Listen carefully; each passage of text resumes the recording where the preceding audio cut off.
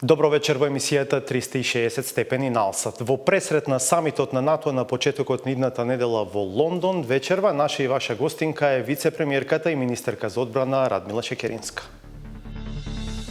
Можно ли е одлагање на изборите ако се пролонгира шпанската ратификација на приемот на Северна Македонија во НАТО?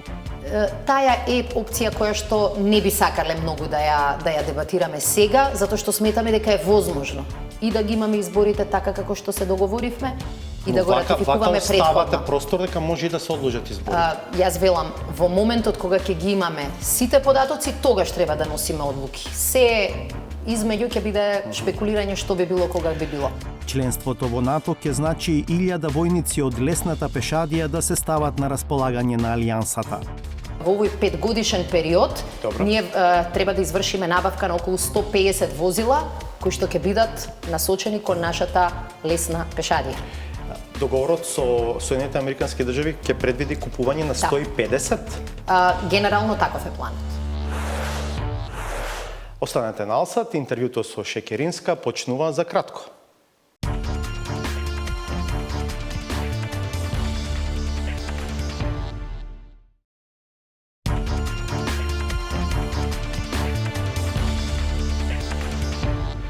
Гледате 360 степени. Во вторник и среда во Лондон се собираат лидерите на земјите членки на НАТО на нов самит во атмосфера во која доминираат неодамнешната оценка на францускиот претседател Емануел Макрон дека алијансата е клинички мртва и серијата негодување и осуди на таквата изјава од други сојузници. Во пресрет на самитот, Макрон вели дека нема намера да се извинува за изјавата, зашто смета дека таа била потребна, бидејќи сојузниците биле премногу фокусирани на буџетски наместо на геополитички прашања. Може би ни требаше повик за будење. Драго ми е што повикот дојде и што сега сите мислат дека треба да се посветиме на стратешките цели, вели францускиот претседател. При тоа тој смета дека НАТО треба да ги приспита односите со Русија во насока на нивно подобрување, зашто според него заедничкиот непријател на сите држави е тероризмот. Во исто време Макрон доби квалификација од шефот на турската дипломатија Мевлут Чавушоглу дека е спонзор на тероризмот откако беше домакин на представничка на сириските демократски сили предводени од курдите, кои Анкара ги смета за терористичка структура. За земјава, според оптимистичките сценарија, ова требаше да биде самит за промоција на Северна Македонија во полноправна членка на НАТО. Нема да биде така, зашто иако 28 држави членки го ратификуваа пристапниот протокол, тоа треба да го направи и Шпанија, која пак е заглавена во внатрешно политичка криза. По пресрет на овој настан, во студиото е Радмила Шекеринска, вице-премиерка и министерка за одбрана. Добро вечер, добре дојдовте. Добро вечер. Шекеринска, во принцип сме провинцијално општество, свртено кон внатре, не интересираат многу глобалните движења, заглавени сме во нашите внатрешни политички битки како држава и како влада. Имате ли став за дел од овие работи за кои што зборува во најавата? Например, за ставот на Макрон дека НАТО треба да ги преиспита своите односи со Русија во насока на нивно подобрување? Ке се согласам дека многу ретко дискутираме на овие теми. Меѓутоа, ако дискутираме, мислам дека треба да имаме предвид поголемата слика и да не го гледаме овој лидерски состанок како да е прв состанок на кој што се случува вакво разногласие, туку да се навратиме на искуствата, па и од самитот во Брисел, кога изјавите на американскиот претседател беа можеби иницијалната каписла, да се отворат легитимни дилеми околу многу светски прашања. Разногласие е цената која што ја плаќаме да живееме во демократија. Иако ни е тешко понекогаш во мала држава, можете да замислите како тоа изгледа разногласие во голема држава, а како пак изгледа во голема алијанса, во голем сојуз. Ниту еднаш до сега големите прашања не предизвикале унисон став во алијансата. Биле сега се 29 членки, претходно дури и кога биле 12-16 имало проблеми. И ако се вратите назад во историјатот на алијансата, ќе видите дека вакви кризи се случуваат речиси редовно. Негдека на крајот на 80-тите години, во пресрет на крајот на студената војна, големите наслови за НАТО велеле дали е ова криза на средни години. Ако ги погледнете, например, текстовите за НАТО од, 2003-2004, ќе видите дека Франција и Турција имале сериозно спротивставени ставови по прашањето на Ирак. И вака можеме да броиме многу како пример дека во еден голем сојуз не треба да очекуваме дека сите ќе имаат ист став и дека мазно ќе се решаваат прашањата. И јас го делам ова мислење дека понекогаш е подобро со тежок збор да предизвикаш вистинска дискусија. Официјалниот став на НАТО, кој јас сум го чула неколку пати на состаноците на министри за одбрана, е многу сличен. Дека НАТО посакува поинаков тип на односи со Русија и дека ќе продолжи да дискутира, меѓутоа нема да дозволи дискусијата да биде формална и да ги крие некои од суштинските разлики. Така што мислам дека сите сојузници ќе бидат согласни со тоа дека на НАТО му одговара подобар однос со Русија. Меѓутоа базиран на доверба и базиран на конкретни промени во однесувањето. Факт е дека настаните во последната година ни придонесоа за подобри односи, исто како што сега загриженоста се сели и на југот. Турција, Сирија, генерално Блискиот исток.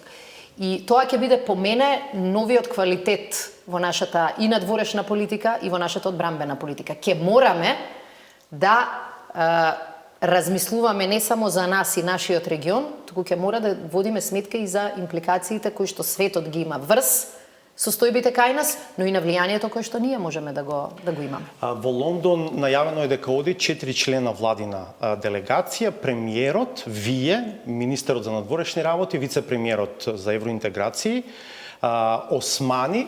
Земјава има место на главната маса. Вас ве гледав, министерот за надворешни работи, седите меѓу генералниот секретар на НАТО и американскиот представник, бидејќи сега се уште сме земја кандидат, тоа ќе биде позицијата, предпоставувам, и на самитот. Заев ќе седи меѓу Столтенберг и Трамп. Во разговорите кои што ги имавме со представниците на НАТО уште пред 2 месеци, и самите беа свесни дека не само ние, туку Алијансата очекува нашето членство да се случи практично во пресред на самитот во Лондон. И кога стана јасно дека во Шпанија работите се многу непредвидливи, не се знае кога ќе има избрана влада, не се знае кога ќе може функционално да работи нивниот парламент, сакаа да покажат политички гест и со символ да покажат дека веќе не третираат како членка. И затоа за прв пат на состанокот на лидерите, практично премиерот Заев ќе има приликата да го има веќе местото кое што Северна Македонија ќе го има како членка. А тоа е помеѓу Холандија и Норвешка. И тоа беше еден од, како да кажам, одлуките кои што можеби изгледаат протоколарни, но НАТО ги избра да ја испрати пораката, дека веќе не сметаат за сојузник.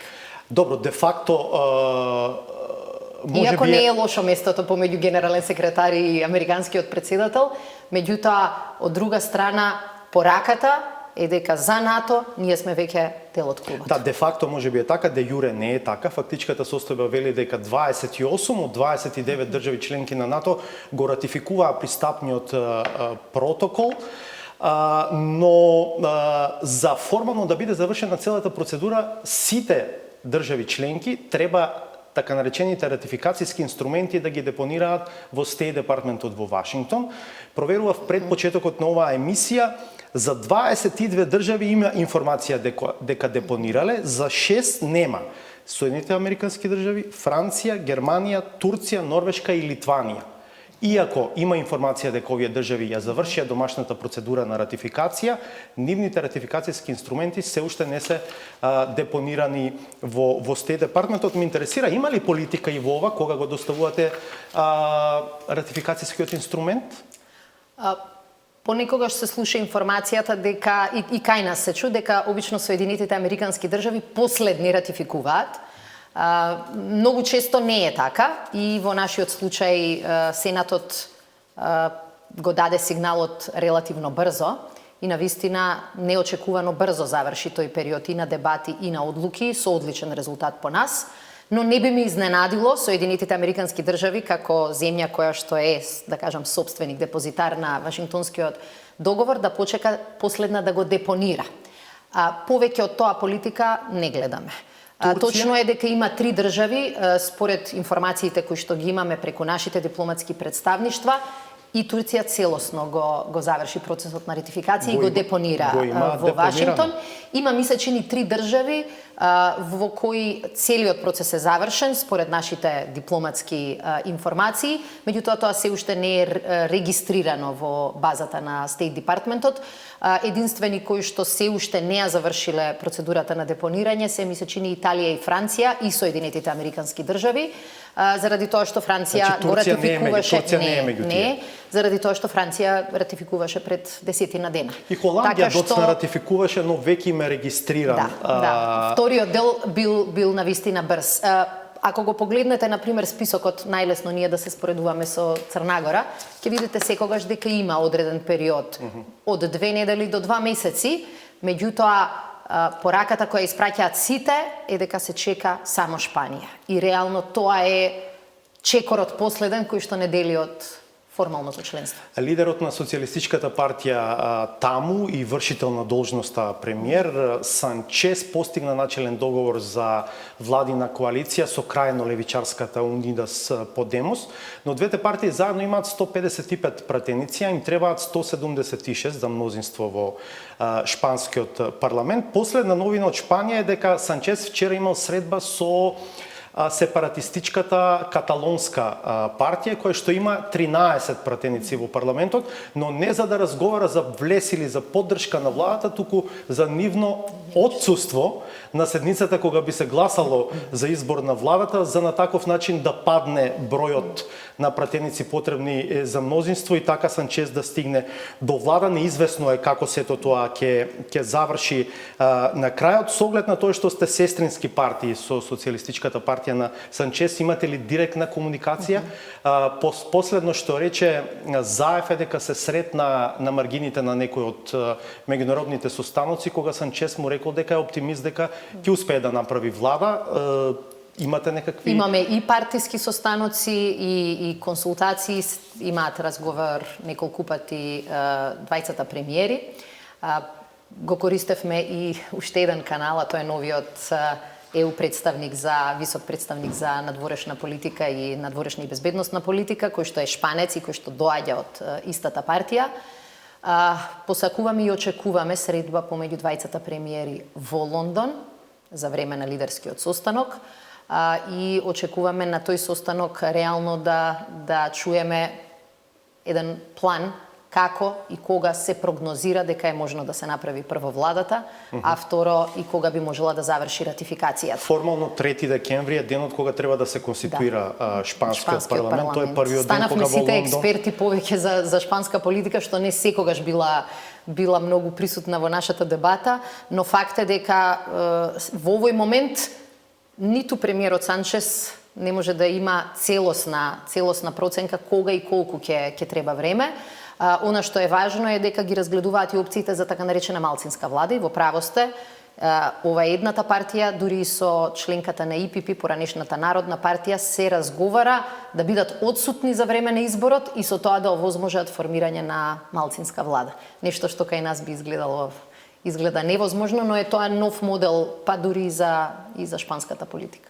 Кога сме кај Шпанија, интересен е примерот на Црнагора при приемот на оваа земја во НАТО и во тој случај Шпанија е последна држава што го ратификува пристапниот протокол за Црнагора, но таму е друго интересно, тоа што Црногорскиот парламент го ратификува законот, практично сопственото членство во НАТО пред шпанскиот парламент да го заврши тоа. Ги проверував датите, Шпанија ратификувала на 15 мај 2017, а Црнагора ратификувала на 28 април, значи 2,5 недели пред тоа да го направи шпанскиот парламент. Со оглед на тоа што во Шпанија, рековме, владее неизвестност, а и кај нас се ближат избори, па парламентот, иако е во постојано заседание, обично не заседава откако ќе се самораспушти, а и 20 дена по изборите. Размислувате ли на ваква опција, бидејќи еве веќе има еден преседан во историјата на НАТО? Сега како сите момент други, кога требаше да носиме некакви одлуки околу термините, го откривме преседанот, практично проверувајќи ги датумите на ратификација и со таква опција излеговме дури во разговор со нашите НАТО партнери. И што ви кажа? Тоа не е опција која што НАТО многу ја посакува, заради тоа што водете сметка дека членството на Црна Гора во НАТО беше сериозно проблематизирано и од тешки состојби внатре во државата. И тоа Таму било 91, инструмент, 91 пратеник, едва и 46 мина гласа за ратификација. Значи, велат тоа што е преседан, во принцип не сакаме да го повторуваме, меѓутоа сепак се работи за одлука која и ние ќе треба да ја носиме и ние, нашата преферирана опција е да се заврши се и кога ќе дојде во нашето собрание да можеме да кажеме дека не ратификуваме нешто што е уште со знак прашање, туку да ратификуваме нешто што е завршена работа. Тоа значи дека оваа опција целосно ја отфрлате? Не ја отфрламе целосно, но не е нашата преферирана опција, заради тоа што не сакаме да престане притисокот кон сите земји членки на НАТО кои што го правевме за побрза ратификација. И затоа избегнуваме да бараме пократки патишта од нешто што зависи од 100% успешност. Значи, ние не можеме да бидеме 95% членка на НАТО. Или сме или не сме. За да бидеме членка на НАТО, ни требаат сите ратификации. И фокусот во моментот ни е на сите ратификации. Мислам дека можеме да најдеме решенија дома кои ќе покажат дека членството во НАТО не ни било само убав збор, туку дека стварно веруваме дека е ова наш заеднички стратешки приоритет. Тоа значи дека може да се закаже собрание, како што и се закажало, сме имале ние такви преседани во 2016. Мислам дека е почесно пратениците да имаат шанса на вистина со својот глас да кажат дека една 3-децениска битка на оваа држава успешно е решена. Сакате да кажете да треба парламентот да заседава дури и во текот на кампањата или евентуално во тој интеррегнум? Во периодот по прогласувањето за избори, да. Дека и тогаш би заседавал. Според нас и тоа е една од опциите, но генерално рековме дека после состанокот во Лондон, по анализите и разговорите и со нашите сојузници, мислам дека до крајот на годината треба да излеземе со конкретен план. Не смееме да си ги загрозиме стратешките приоритети. Не смееме за ситно, за малку да пропуштиме шанса што ни се... Опција е одлагање на избори поради ова? Таа е опција која што не би сакале многу да ја дебатираме сега, затоа што сметаме дека е возможно и да ги имаме изборите така како што се договоривме и да го ратификуваме предходно. Оставате простор дека може и да се одложат изборите. Јас велам, во моментот кога ќе ги имаме сите податоци, тогаш треба да носиме одлуки. Се измеѓу ќе биде шпекулирање што би било кога би било. Прв приоритет ни е тоа што тешко го спечаливме, да не го испуштиме од рака. Ние на сите членки на НАТО им се јавувавме, ги молевме по специјални процедури да забрзаат. Неодговорно ќе биде тогаш кога топката ќе преде на наша страна од теренот, ние да кажеме, сега сме ние на пауза едно 3-4 месеци. Во овој став ве водат вашите лични, како партија и структура, политички интереси, да одите на избори со веќе формализирано членство во НАТО или интересите на големите светски сили, држави, САД не кријат дека имаат интерес ова да се заврши прво, па потоа земјата да оди на избори? По мене, ниту едното, ниту другото. Ваквата одлука е логичен резултат, логичен заклучок од интересот на сите граѓани на оваа држава, кои велат не денес, вчера ако можевме да влеземе ќе биде подобро. Не сме држава која што може да се коцка и да рече дека 3 месеци не е ништо. Ние буквално плативме цена на пропуштени шанси кои мислевме дека ни се на маса и дека само треба да дојдеме на масата и да ги земеме. 2008 така ни се испушти од рака членството во НАТО. Фактот дека не ги почнавме преговорите на време пред 10 години, сега ни ги отежнува преговорите со Европската Унија. И мислам дека е впечаток на сите сериозни одговорни граѓани во државата, дајте да не се коцкаме со тоа што така тешко го спечаливме. Знаете дека по овие неколку одговори ваши насловите утре во делот медиумите ќе бидат СДСМ бега од избори, ќе ги одлага изборите и така натаму. Нашиот предлог пред сите партии беше изборите да се одржат до крајот на оваа година. Опозицијата го одби тоа. Така што приказната, знаете како на медиуми финансирани, гледаме сега и директно, а еден дел и индиректно од чудни извори, најверојатно да дојдам овде и да кажам добар ден, ќе излезат со негативен наслов. Меѓутоа, вистината е таа. Нашата цел е да не си играме со државните интереси. Да. А брзо веројатно ќе треба да носите одлуки затоа што ако изборите се на 12 април, како што е договорено на лидерската средба кај претседателот Пендаровски, тогаш од 3 мај државата треба да има техничка влада составена 3 според јануари, мислите. 3 јануари, не знам што реков, добро. 3 јануари државата треба да има техничка влада составена според пржинската формула. Тоа значи дека Заев не е веќе премиер. Премиерот ќе биде од редовите на СДСМ, но не Заев. Тоа исто така на НАТО терен значи дека ако во февруари, март се случи церемонијата на официализирање на приемот на оваа земја, човекот кој што го подпиша Преспанскиот договор и на некој начин ја отвори вратата за членство на Северна Македонија во НАТО, нема да може да присуствува на таа церемонија. Факт е дека некогаш фотографиите се многу важни, остануваат, но факт е дека граѓаните, па и НАТО, многу добро знаат какви одлуки и каква политика не доведоа во ситуација да бидеме 30-та членка на НАТО. И мислам дека и на премиерот Заев не му треба таа фотографија за да покаже дека тоа членство во НАТО го има силниот негов и личен и политички печат. Ако се вратиме назад, ќе видиме дека во многу клучни настани недостасувале одредени ликови, но никој денеска не го доведува во прашање нивниот личен влог или нивната работа и резултати. Мислам дека чинот во Брисел или во Скопје на одбележување на нашето членство во оваа огромна, моќна, богата алијанса треба да биде чин кој што ќе ни ги обедини и граѓаните, па и политичките актери. И јас сум убедена дека и НАТО и ние ќе се трудиме да испратиме таа порака на обединетост.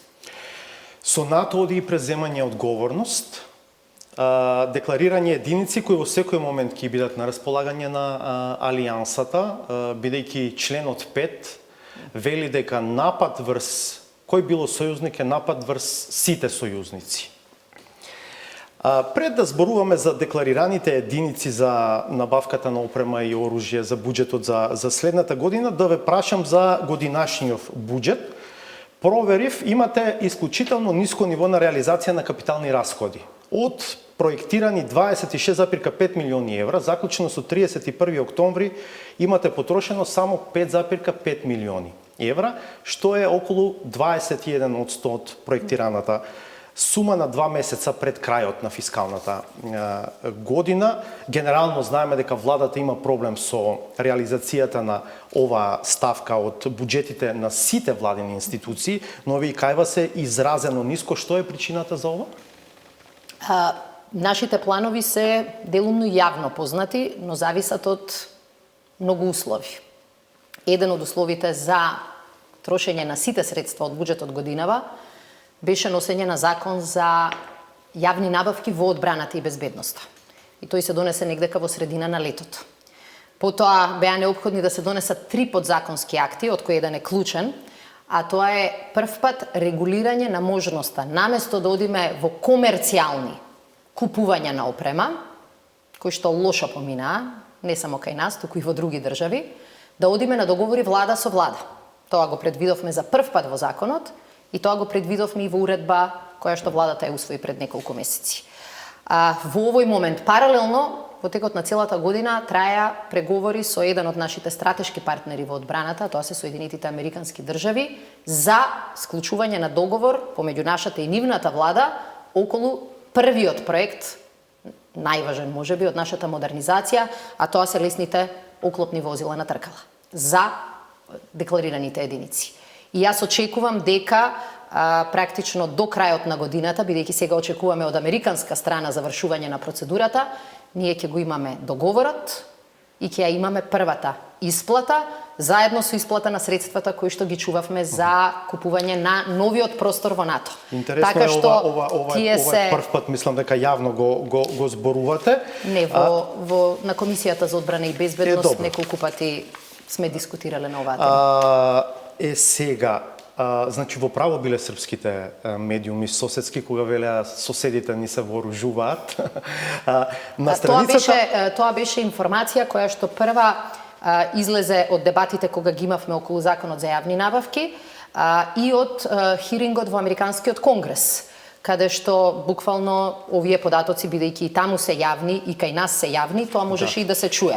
Во нашиот долгорочен развоен план за развој на одбранбените способности, кој е поддржан од собранието, беше, можам овдека да го покажам, усвоен план за модернизација. И не беше многу тешко и не требало многу шпионажа за да се дојдат до податоците, бидејќи тука кажуваме дека во овој 5-годишен период ние треба да извршиме набавка на околу 150 возила кои што ќе бидат насочени кон нашата лесна пешадија. Договорот со Соединетите Американски држави ќе предвиди купување на 150? Генерално таков е планот. 150. Се разбира дека има различни типови на возила. Едни разговараме и за лесни оклопни возила, разговараме дури и за оклопни транспортери и сега затоа реков чекаме од американска страна официјално завршување на постапката. 20 милиони евра кои што не ви се потрошени, сите ќе одат не се сите, како рата за тие се тој некаде договор. околу 11 милиони евра, дополнителни 3 до 4 милиони евра ќе ни бидат потребни за купување на просторот за нашата мисија во НАТО, како и дополнителни модернизации, и ние ќе имаме уште некои исплати до крајот на годината. Вие знаете дека треба да почнете набавка, да ја завршите набавката и дури на крајот да платите. Така што јас очекувам дека најголемиот дел од овие средства ќе бидат Завршија преговорите со САД за чинењето на опремата или уште траат? Што се проценките, колку вкупно ќе ја чинат државата овие 150 оклопни транспортери? Според нашиот долгорочен план за развој на одбранбените способности, пресметувавме негдека 150 милиони евра во период од повеќе години. И тие повеќе години се негдека помеѓу 10 и 15 милиони евра на годишно ниво. Во рамките на овие 150 милиони, 30 милиони ќе бидат практично донација од Соединетите Американски држави. Тоа се оние информации кои што излегоа во дел од американските медиуми. Достапни се на страницата на State Department-от. САД, ова се пари, донација, грант, неповратни средства. Да, за Северна Македонија пишува 30 милиони долари за набавка на преведено борбени возила за поддршка на пешадија. Тоа се. Добро. Само како дополнителна информација, пред 2 дена добивме информација од американска страна дека ја зголемуваат поддршката по овој основ и од 30 милиони кои беа безицирани, во главно ќе се исплатат следната година за нас, ја зголемија поддршката на 37 милиони долари, кои нема да одат само за возилата, туку ќе одат и за дополнителна опрема на нашата пешадија. Ноќни визири, конверзија на муниција, АБХ која веќе ја започнавме, меѓутоа добрата вест е денеска не сум стигнала дури ни владата да ја информирам, дека како резултат на многу добрата соработка во последниве неколку години, одлуката била донесена наместо 30 милиони долари, практично кон Северна Македонија да се насочат 37 милиони американски долари. Сигурно некој би коментирал и друга држава да е во позиција да ви даде 37, а да добие назад уште 120 или 110 милиони, сигурно и друга држава би била заинтересирана за тој тип на договори. Да, се согласувам дека може и така да се гледа, ама да не гледаме денес само. Добро. Ако се вратите назад од 94-та година, кога е почната нашата билатерална соработка во одбраната со Соединетите Американски држави, ќе видите дека од 94-та негде до 2016-та 50 милиони, мислам дека тука ги имав негдека, 60 милиони долари сме ги добиле како поддршка. И тоа, например, армијата и највеќе го знае. Поддршка за вежби, поддршка за опрема, целосна конверзија на муницијата, АБХ опрема пред неколку месеци, неколку недели промовиравме. Во последниве 3 години, помалку од 3 години, значи повеќе од 10 години сме успеале да искористиме 60. Во овие 3 години успеавме да искористиме 50 милиони долари. Зошто? Заради тоа што знаевме што сакаме, заради тоа што бевме амбициозни и заради тоа што за се излегувавме со конкретен план. Поддршката која што ни ја дале до сега, заедно со оваа следната година, е се уште поголема и од овој договор. Но факт е дека ние ваков тип на разговори ќе имаме и со други земји членки. Турција исто така помагала многу на нашата армија. Во некои од другите проекти за модернизација, мислам дека треба да биде наш стратешки интерес да разговараме и со Турција, и со Франција, и со Германија, како земји кои што имаат Во овој документ разговор. на State Departmentот пишува меѓу другото дека оваа поддршка се дава за да им се помогне на европските партнери и партнерите во транзиција да го напуштат, да ја напуштат советското наследство и опремата произведена во Русија и да го намалат руското влијание врз партнерите. Еден дел од нашата опрема, во нашиот случај не е толку типично, бидејќи ако знаете и од бивша JNA, кај нас нема премногу опрема, со исклучок на некои елементи, некои од авионите во периодот купувани пред, после 2001 година, немаме ние многу руско наследство во нашата опрема. Но факт е дека еден голем дел од возилата кои ги користи армијата се неупотребливи и во нив ако инвестирате, само ќе ги трошите парите, а не можете да одите напред. И тоа нема дури никаква врска со нашето членство во НАТО. Ако погледнете еве во соседството имаме и земји кои немаат план да бидат членка на НАТО, но вложуваат во одбрана заради тоа што мора да вложуваат во својата армија. Инаку не треба да имаме армија.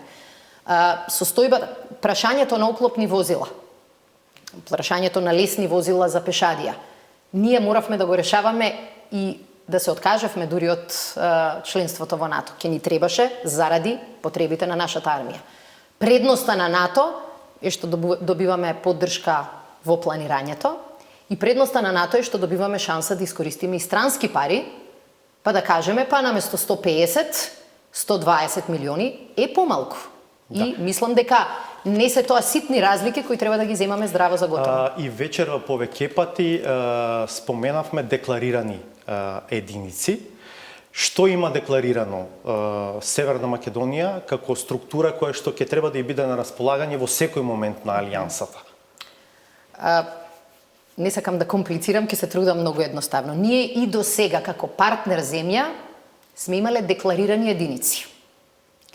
И тие декларирани единици ќе останат такви, се додека не ги добиеме првите така наречени capability targets или цели за способности од НАТО. Тоа очекуваме да се случи формално 2021. Добро. Затоа што ние до сега постојано сме имале циклуси на анализа на декларираните единици како земја партнер. До сега исто сме имале лесна пешадиска баталјонска група, сме имале по некоја чета од војна полиција, од ренџери, дури еден и хеликоптерски дел, медицински дел, но очекувањата од партнер и од членка се не многу се исти, не се исти во смисол на квалитет. Добро. Инаку во смисла на бројки тоа ќе биде отприлike толку. 2021 Главниот акцент ќе ги добиеме официјално ќе ги добиеме, но таргетот. уште сега Добро, знаеме. отприлike се знае дека фокусот и главните очекувања од нас е таа лесна пешадиска борбена група. На број Што колку? значи тоа? Околу 1000 луѓе. околу 1000 луѓе кои Да. што во секој момент ќе треба да ја бидат на располагање на алијансата. Тие теоретски, да, практично никој не очекува дека сите 1000 луѓе ќе бидат повикани. Добро. Меѓутоа, одредена структура по водови, по чети ќе може да биде користена за вежби или за операции на НАТО. Тоа значи дека до кога тие ќе треба да бидат подготвени тоа за ќе целосно знаеме, да може да и се тоа стават ќе на знаеме располагање? кога ќе ги добиеме овие цели од НАТО 2021. Нашата цел е негдека 24 година веќе да можеме да кажеме на располагање се. Тоа значи кога ќе кажете на располагање, тоа не значи да ги имате само луѓето на список. Тоа значи тие да бидат опремени и со лична опрема, и со опрема од типот на лесни оклопни возила или транспортери. Тоа значи да имаат логистичка поддршка, тоа значи да имаат можност да бидат активирани за, барем според новите НАТО правила, 30 дена со логистика, да имаат поддршка за првите исто 30 дена. Така што тоа воопшто не е лесен залак. И тоа има многу држави кои што не до крај го поднеле товарот. Но она што успеавме во последниве 2 години е да ги убедиме НАТО дека сме сериозни. и дека не ставаме една работа во хартија, а друга реално. Фокусот буквално се виде овој период дека е таа лесна пешадија и со опрема, и со вежби, кои што ќе бидат многу сериозни. Јас очекувам во Лондон на една средба со министерот за одбрана на Велика Британија, буквално да ја договориме нивната поддршка за обуката. И таа е многу важна, бидејќи тоа ќе биде шанса за рентген снимка и од страна на НАТО, какви се навишите човечки ресурси. Со што можеме да настапиме, колку можат, колку знаат, имале прилика да ги видат во мисии, задоволни се, но веќе зборуваме за многу посериозна работа. Освен тренинг, освен купување на овие оклопни транспортери, што друго како инвестиција треба за тие 1000 војници да бидат подготвени на начин на кој што ќе очекуваат од НАТО? Ако го погледнете, на пример, планот за модернизација, кој е некаде околу 20 проекти поголеми, 11 се насочени кон нашите декларирани единици. Тоа значи дека си и артилерија, и противвоздушна батерија со мал дострел, за кој што исто така ќе разговараме со некои од сојузниците, неборбени возила. Противвоздушна батерија, Да, тоа што значи да. дека треба да имаме и противвоздушна... Тоа е дел од опремата која што има пешадијата како нејзина заштита од како нејзин дел од противвоздушната одбрана. Муниција за калибри кои што веќе ги лично обезбедување, специјална опрема и возила исто така предвидуваме и за специјалните сили, опрема за воената полиција, експлозивни средства и заштитна опрема. Најголемиот дел отпаѓа на декларираните единици. Но, ако анализираме дека во следните 10 години сакаме во армијата да инвестираме околу 700 милиони евра, еден голем дел ќе оди и на област која што нема да биде во нашите декларирани единици, а тоа се хеликоптерските единици, бидејќи се работи за скапа опрема. Според нашите проценки, негдека над 210 милиони евра, со кои што ќе можеме навистина од стар тип на хеликоптери да преминеме на нови хеликоптери, но ова е прашање кое што очекуваме да се исплаќа и да се финансира од 2024 натака.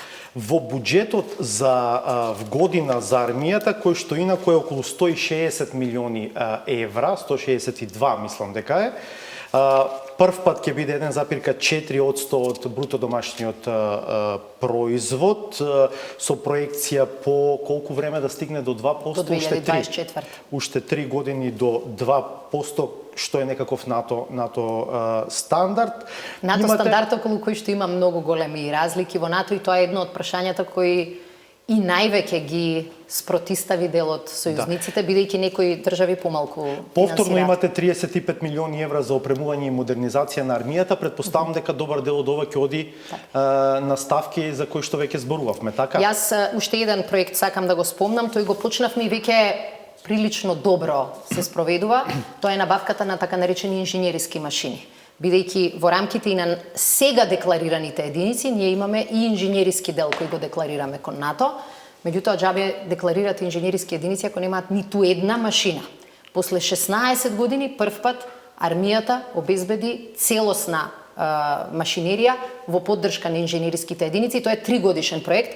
Го финансираме еден дел оваа година.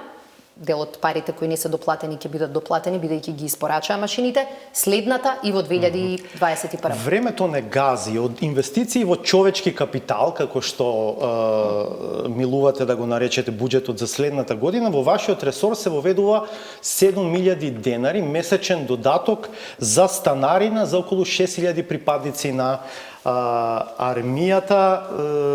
Дали нова треба да гледаме како уште еден предизборен потек на владата?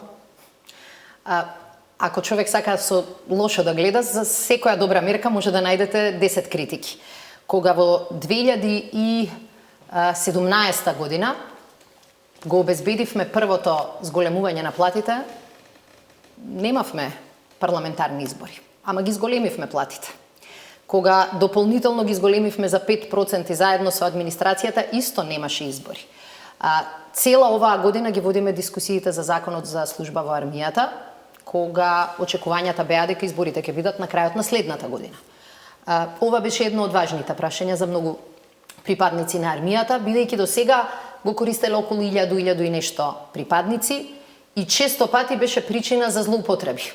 Тој што ќе донесе потврда дека нема решено стамбено прашање ќе добие, некои други нема. И пола од службите се занимаваа со тоа дали некој го злоупотребува или не го злоупотребува.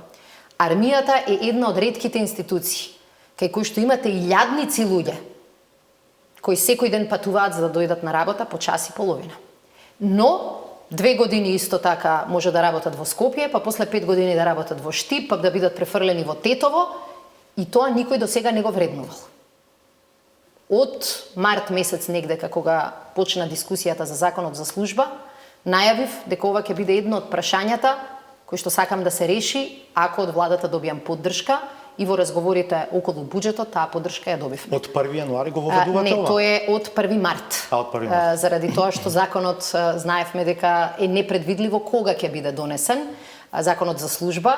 Тој го пуштивме и во скратена постапка, меѓутоа уште се нема најава колку брзо ќе биде усвоен. Кога сме кај овој корпус на прашањето за така наречениот air policing или обезбедување на небото над земјава, исто така интересно. Со Грција веќе потпишавте договор и тоа е една од земјите членки на НАТО која што ќе го обезбедува нашето небо откако ќе станеме членка. Се споменуваше и Бугарија како втора можна нација членка на Алијансата која што исто така со своите авиони би го чувала небото. Имате преговори со Бугарија? Ова прашање не е веќе прашање само на билатерална основа. Со нашето членство во НАТО ова станува НАТО прашање. И првиот човек на ШЕИП практично ќе додели мандат кој што ќе биде НАТО мандат за air policing. Затоа што договорот помеѓу нас и Грција е само првиот чекор. Сега тој air policing ќе биде мисија на НАТО. Веќе имаме 3 земји кои што декларирале интерес да бидат втората нација и Кои се ние па сега во моментов не бидејќи се уште е тоа информација која што е доверлива. А Бугарија е меѓу тие? 3. Заради ако тргнам во лицитирање, на крај ќе сватите точно кои се трите земји, не е тешко да се претпостави. Меѓутоа, честно е да си ги почитуваме правилата кои сме ги прифатиле. 3 земји ќе разговараме со сите, но пред се ќе разговараме со НАТО за да се дефинира мисијата како што е потребно. Меѓутоа, ова е една од конкретните резултати на нашето НАТО членство. Нашето небо го обезбедуваме со поддршка на НАТО сојузници. Без наши трошоци, без наши инвестиции, без наши пари. И тоа се тие невидливи дивиденди кои ги носи членството во НАТО.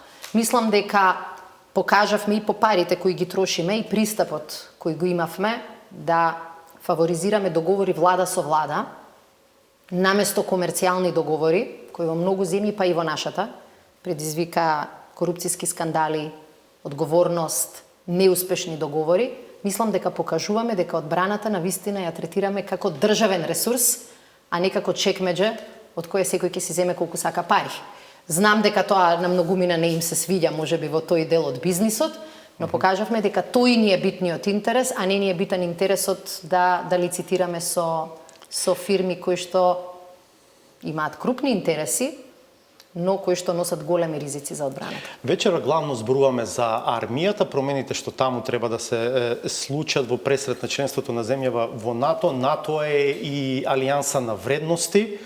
НАТО е сојуз на демократи, или барем така треба да биде, иако во дел од земјите се случуваат чудни процеси. Од актуелните политички теми поврзани со владењето на правото, за крај сакам да ве прашам околу оваа иницијатива што е актуелна во Уставниот суд за преоценување на уставноста на членот 11а, кој што го додаде, го внесе парламентот како можност за претходниот председател Иванов да ги отповика помилувањата кои што ги даде на повеќе од 50 лица во тоа време. Сега е повторно актуелно. Уставниот суд донел одлука, според едни информации со мнозинство 6-3, според други 5-4, да отвори постапка за преоценување на уставноста на тој член, и ако го поништи или укине членот, особено ако го поништи, тоа ќе значи дека Пендаровски ќе треба да ја отповика таа претходна одлука на на Иванов или ќе се констатира дека таа воопшто и не постоела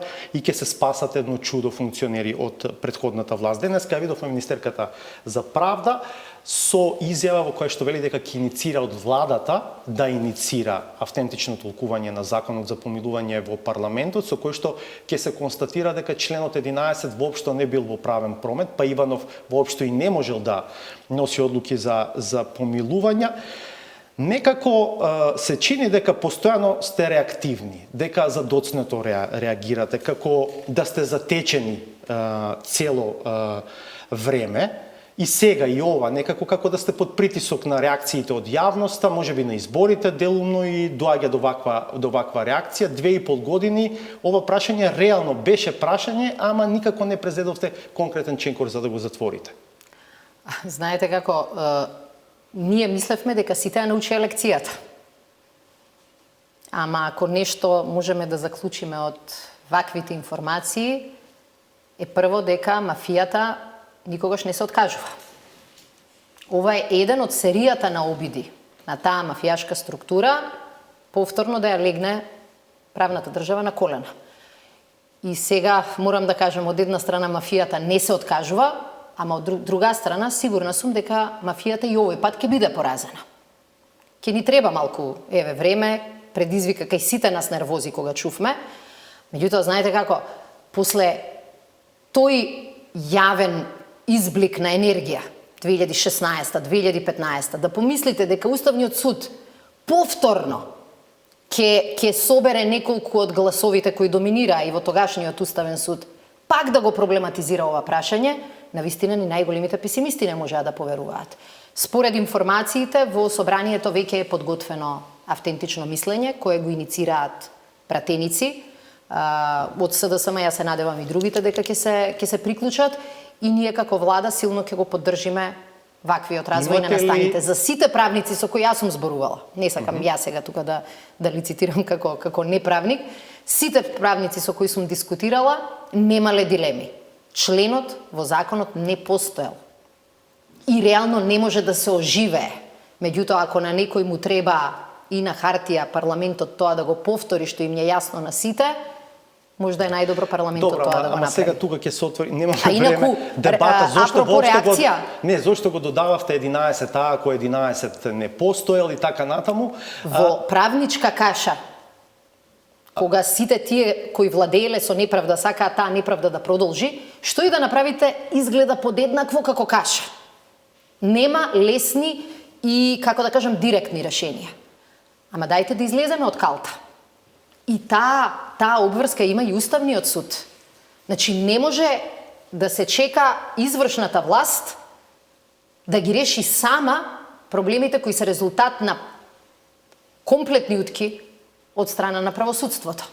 И ние цело време покажувавме во ред, не ви се мешаме во работата, ама сега кога гледаме дека тоа се злоупотребува од мафијата, мислам дека овие активности, изјави на министерката и предлози кои што ќе ги даваме во следните неколку дена, се во насока да ставиме точка. Инаку мафијата секогаш ќе биде прва. Криминалот секогаш ќе биде прв. Имате ли координација со ДУИ, дали имате поддршка од ДУИ за автентично толкување? Денеска настаните беа такви да не можевме да имаме некакви коалициони разговори. Значи, јас очекувам дека во собрание нема да има политичка партија која што ќе ризикува да застане во одбрана на криминалот апла. И мислам дека и за ВМРО ДПМН ќе биде тешко да образложи дека расчистиле со минатото, ама го поддржуваат се уште криминалот од минатото. Така што секоја партија си има одговорност. Мислам дека со вакви реакции во јавноста, со реакции кои што убедена сум ќе стигнат и од страна на Европската Унија, мислам дека никој нема да може да се коцка. И ги повикувам и пратениците да го направат тоа што јавноста и државата го чека од нас. Точка на криминалот. Благодарам што бевте дел од 360 степени вечерва. Благодарам на поканата. Останете со нас, по паузата е саботажата.